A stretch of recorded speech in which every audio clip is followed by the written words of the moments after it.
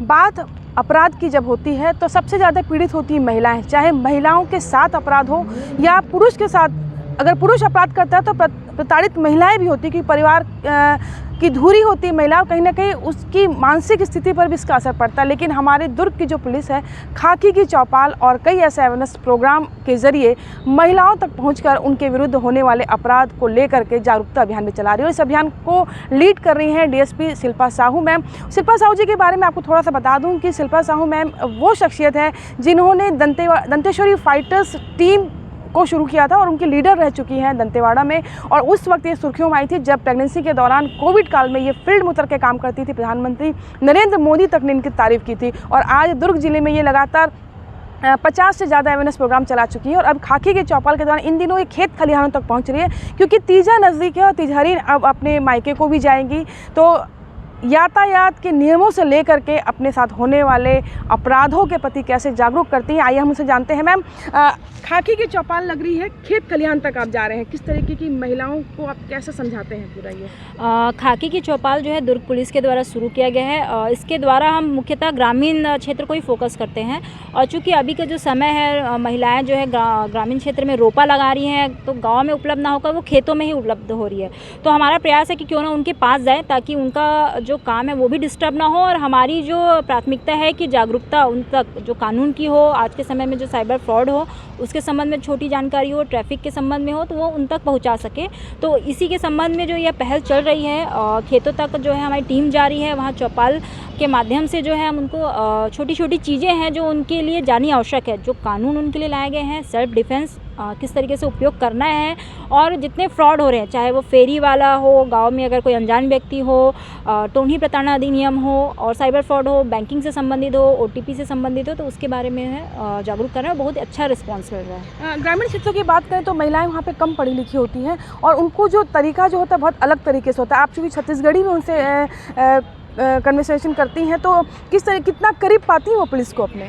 छत्तीसगढ़ी से संवाद करने से बिल्कुल अपना पाते हैं। और जैसे ही हम उनसे बात करना, उनको समझाना, ये बताना शुरू करते हैं, तो वैसे ही उनका रिस्पांस आता है कि उनके साथ क्या घटना घटी हुई है।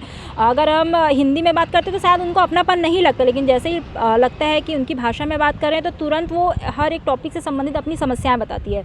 कार्यक्रम ख़त्म होने के उपरांत भी हमसे मिलकर पर्सनली कुछ समस्या है, कुछ जानना चाहती है, तो वो बातें करती है। तो कहीं ना कहीं हमको ये लगता है कि हमारा जो प्रोग्राम था वो सफल हुआ, और आगे भी इसी तरीके से हम जो है काम करते रहेंगे, और इसी भाषा में, अपनी छत्तीसगढ़ी भाषा में जो है उनसे कन्वर्सेशन जो है, संवाद स्थापित करते रहेंगे, ताकि हमारा उद्देश्य पूरा हो सके और अपनी बात को उन तक पहुंचा सके। ये तो बात ग्रामीण महिलाओं की थी, लेकिन अगर हम बात करते हैं स्टूडेंट्स की, जब आप बच्चियों के बीच में जाते हैं, छात्राओं के बीच में, स्कूलों में पहुँचते हैं, तो सेल्फ डिफेंस भी सिखाते हैं उनको, तो कितना फ़ायदा मिलता है? कभी कोई लोगों ने रिप्लाई किया, फीडबैक दिया कि उनके आपके सिखाए सेल्फ डिफेंस के बाद उन्होंने कई ऐसी चीज़ों को फेस किया जहाँ से वो सेफली बाहर निकल गई हो? बिल्कुल, जब स्कूल में बच्चियों को सेल्फ डिफेंस के बारे में बताया जाता है, और कई बार जब दोबारा मुलाकात होती है किसी फंक्शन में, कई बार ऐसा होता है कि 15 अगस्त हो गया, 26 जनवरी हुआ, तो वहाँ भी वो बच्चियाँ आती हैं, तब वो बोलती कि आप हमारे स्कूल आए थे, मैम आपने ऐसा ऐसा बताया था, एक बार मेरे साथ ऐसा हुआ तो मैंने ऐसा किया, आपने जो बताया था, बॉटल से मैंने अपना जो है बचाव किया।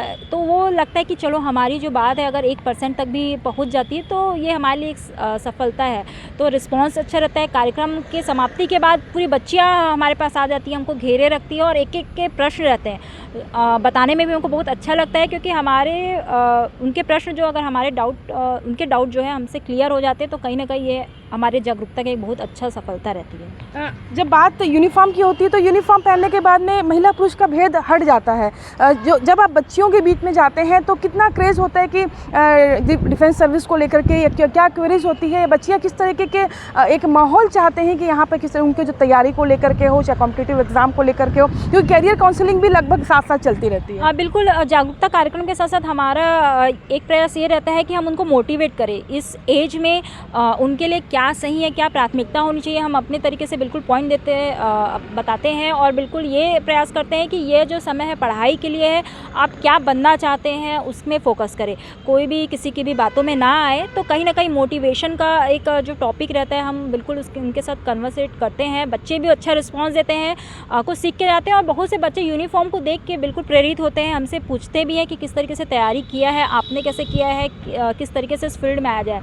तो उनके लिए एक अच्छा सेशन मोटिवेशन भी हो जाता है, हमारे लिए भी एक अच्छा हो जाता है कि बच्चियाँ इस फील्ड की ओर प्रेरित हो रही है और आने वाली है और आना चाहती हैं, तो ये एक अच्छा हमारे साथ संवाद उनका रहता है। बिल्कुल, अभी त्यौहार आने वाले हैं, गणेश उत्सव है, नवरात्रि है, तो जब लड़कियां, क्योंकि इस समय ज़्यादा मूवमेंट होता है, रात में परिवार के साथ निकलते हैं, फ्रेंड्स के साथ निकलते हैं, तो आप लोगों की टीम किस तरीके से जो प्लानिंग कर रही है कि किस तरीके से पंडालों में नज़र रखेंगे या सार्वजनिक स्थलों पे जहाँ पर भीड़ भाड़ होगी वहाँ पे किस तरीके से प्लानिंग होगी? सबसे पहली बात, हम महिलाओं को ये एडवाइस देते हैं कि भीड़ भाड़ इलाका है, अभी तीजा का भी समय है, तो ज्वेलरी को संभाल के रखें, प्रयास करें कि एकदम हैवी ज्वेलरी ना पहने, और अगर पहन रहे तो जिम्मेदारी से पहने, थोड़ा सा ध्यान रखें कि किस जगह पे जा रहे हैं। उसके साथ साथ मोबाइल में इंपॉर्टेंट हेल्पलाइन नंबर हमेशा रखें, कभी भी आवश्यकता पड़ी, अब जिस थाने क्षेत्र में रह रहे हैं या जहाँ जा रहे हैं वहाँ का लैंडलाइन नंबर, थाने का नंबर हमेशा याद रखें। डायल 112 का हमेशा जो नंबर है वो आपके फ़ोन में रहना चाहिए, जो हमें पहले से प्री इंस्टॉल रहता है। उसके अलावा अभिव्यक्ति ऐप है, उसका भी आप मदद ले सकते हैं। रक्षा टीम का नंबर है, उसके बारे में ये बता सकते हैं, और अगर बहुत ऐसी कोई ज़रूरत पड़े तो आपको सेल्फ डिफेंस के बारे में भी बताया गया है, उसका भी उपयोग करें।